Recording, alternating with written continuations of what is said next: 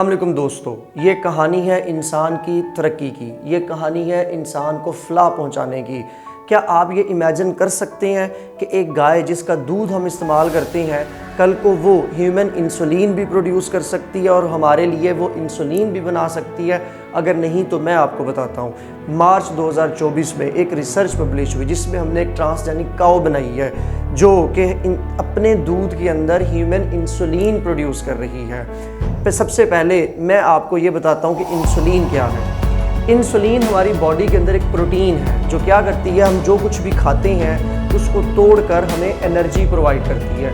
अब ऐसे लोग जिनके अंदर इंसुलिन की मिकदार कम हो जाती है और उसकी प्रोडक्शन कम हो जाती है, तो फिर उनके अंदर वो जो खाना वो खाते हैं वो टूटता नहीं है, उनको एनर्जी नहीं मिलती, जिसकी वजह से उनके जो खून के अंदर शुगर लेवल ज़्यादा होता रहता है, उनको डायबिटीज़ हो जाती है और ज़्यादा शुगर होने की वजह से उनको मुख्तलिफ बीमारियां लग जाती हैं और उन बीमारियों के बारे में आप बहुत ज़्यादा अच्छी तरह से जानते हैं। अब इंसान ने जेनेटिक इंजीनियरिंग के अंदर बहुत तरक्की की। अब जेनेटिक इंजीनियरिंग की ये पूरी कहानी तकरीबन 120 साल पुरानी है, लेकिन मैं आपको इतनी बड़ी लंबी स्टोरी की बजाय सीधा 1970 के ज़माने में लेके चलता हूँ।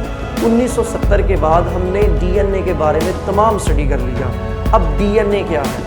बेसिकली हम जितने भी ऑर्गेनिज्म हैं हम सारे सेल से मिलकर बने हैं। हमारे सेल्स के अंदर एक ऑफिस है जिसे हम न्यूक्लियस कहते हैं। उस न्यूक्लियस के अंदर एक डीएनए मौजूद है जो हमारा बॉस है, हमारे सारे सेल्स की मूवमेंट्स को कंट्रोल करता है, सारे सेल्स की प्रोडक्शन को कंट्रोल करता है। अब हमने 1970 तक इस डीएनए के बारे में तमाम स्टडी कर लिया। हमने ये देख लिया कि डीएनए बेसिकली कैसे काम करता है और 1970 तक हम इस बात पर कामयाब हो गए कि इस दुनिया में जितने भी ऑर्गेनिज्म हैं वो तमाम के अंदर एक मेन जो कंपोनेंट है वो डीएनए है। अब डीएनए ही ये सारे काम कर रहा था। तो 1970 के बाद हमने ये सोचना शुरू किया कि क्यों ना इस डीएनए को तोड़ा जाए।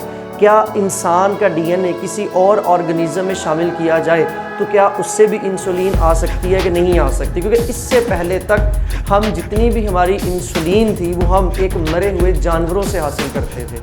अब मरे हुए जानवरों से का ब्लड ले लिया जाता था, उस ब्लड को से प्रोटीन को एक्सट्रैक्ट कर लिया जाता था और बाद में वो प्रोटीन इंसानों को लगा दी जाती थी। लेकिन इस प्रोटीन के बहुत सारे कंपैटिबिलिटी इश्यूज थे क्योंकि वो प्रोटीन इंसानी नहीं थी, वो बेसिकली जानवरों की प्रोटीन थी और जानवरों की प्रोटीन की वजह से वो इंसानों में आके एलर्जिक रिएक्शन कॉज करती थी। फिर दूसरा, उसकी मिकदार बहुत कम होती थी। फिर मिकदार कम होने की वजह से इंसानों की डिमांड पूरी नहीं होती थी। जब हमने ये सारा डीएनए के बारे में स्टडी किया तो हमने ये कोशिश शुरू की कि क्यों ना इंसानी डीएनए का वो टुकड़ा जो इंसुलिन बनाता है उसको किसी दूसरे ऑर्गेनिज्म में शामिल किया जाए। तो हमने 1978 के अंदर इंसान की तारीख का सबसे बड़ा वाकया रिपोर्ट हुआ जब हमने एक इतनी बड़ी डिस्कवरी कर ली कि हमने अपना डीएनए, अपना जीन का टुकड़ा, एक डीएनए का टुकड़ा जीन को हमने शामिल कर दिया एक बैक्टीरिया के अंदर। इकोलाई बैक्टीरिया को इस्तेमाल किया गया, इंसानी जीन को उसमें शामिल किया गया और उस जीन के ज़रिए हमने अपनी इंसुलिन एक बैक्टीरिया से प्रोड्यूस करवाई। और आप ये इमेजिन नहीं कर सकते कि एक डीएनए जो इलेक्ट्रॉन माइक्रोस्कोप से भी इनविजिबल होता है, इंसान ने उसको काट के एक बैक्टीरिया जो कि इनविजिबल ऑर्गेनिज्म है उसके अंदर डाला और हमने अपनी प्रोटीन उस बैक्टीरिया से प्रोड्यूस की। और 1982 के अंदर ह्यूमिलिन के नाम से सबसे पहले ह्यूमन इंसुलिन जो बैक्टीरिया से प्रोड्यूस हुई उसको मार्केट में लाया गया और उसके बाद वो सारी प्रोटीन की डिमांड बैक्टीरिया के थ्रू प्रोड्यूस होती है। अब हुआ क्या है कि बाद में डिमांड बढ़ती गई, हमने ट्रांसजेनिक माइस बनाए, माइस के ज़रिए भी प्रोटीन लेते थे। लेकिन चूंकि अब डायबिटीज़ बहुत ज़्यादा कॉमन हो चुकी है, पूरी दुनिया के अंदर ग्लोबली ये फैल चुकी है और अब डायबिटीज़ को ट्रीट करने के लिए इंसुलिन की डिमांड बहुत ज़्यादा थी क्योंकि ऐसे लोगों के अंदर इंसुलिन तो प्रोड्यूस होती नहीं है या कम होती है, तो इनको अपनी एनर्जी प्रोड्यूस करने के लिए क्या करना पड़ता है? इंसुलिन बाहर से लेनी पड़ती है। और जब ये इंसुलिन बाहर से लेते हैं तो उस इंसुलिन को पूरा करने के लिए मार्केट में हमें इंसुलिन की रिक्वायरमेंट है। तो आहिस्ता आहिस्ता हम एक्सपेरिमेंट करते गए और मार्च 2024 के अंदर हमने इस बात को रिपोर्ट कर दिया कि हमने एक ट्रांसजेनिक काऊ बनाई है और वो ट्रांसजेनिक काऊ के मिल्क के अंदर ह्यूमन इंसुलिन प्रोड्यूस हो रही है।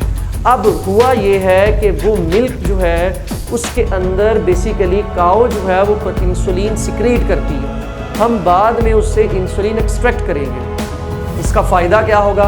एक तो काऊ बहुत देर तक दूध देती है, काऊ से हमें बहुत देर तक दूध मिलेगा। दूसरा इसका फ़ायदा ये होगा कि उसकी जो दूध की मिकदार होती है वो भी ज़्यादा होती है, हमें बहुत ज़्यादा देर तक ज़्यादा अमाउंट में इंसुलिन मिल सकती है। अब ये काऊ के अंदर जीन कैसे इंसर्ट किया, इसके अंदर कैसे जीन की एक्सप्रेशन हुई, इसके अंदर कितनी और इम्प्रूवमेंट्स की ज़रूरत है, इससे आगे ऑर्गेनिज़म्स किस तरह बढ़ाए जा सकते हैं, क्योंकि अगर काऊ ज़्यादा इंक्रीज़ होंगे नंबर में, फार्म्स इनकी फार्मिंग होगी, तभी हम दुनिया के अंदर आगे इंसुलिन की डिमांड को पूरा कर सकते हैं। इन सारी चीज़ों को देखने के लिए आपको हमारे प्लेटफॉर्म से जुड़े रहना है, ताकि हम आपको नेक्स्ट वीडियो के अंदर ये बता सकें कि इसके अंदर जीन को एक्सप्रेस कैसे किया गया है और इसके अंदर जीन्स को ऐड कैसे किया गया है और इसके ज़रिए जो है वो इंसुलिन को एक्सट्रैक्ट कैसे किया जा सकता है और इसकी इंसुलिन और बैक्टीरियल इंसुलिन में क्या फ़र्क है और हमें ये क्यों चाहिए और हम बैक्टीरिया से भी एडवांस लेवल पे क्यों आना चाहते हैं। Thank you so much.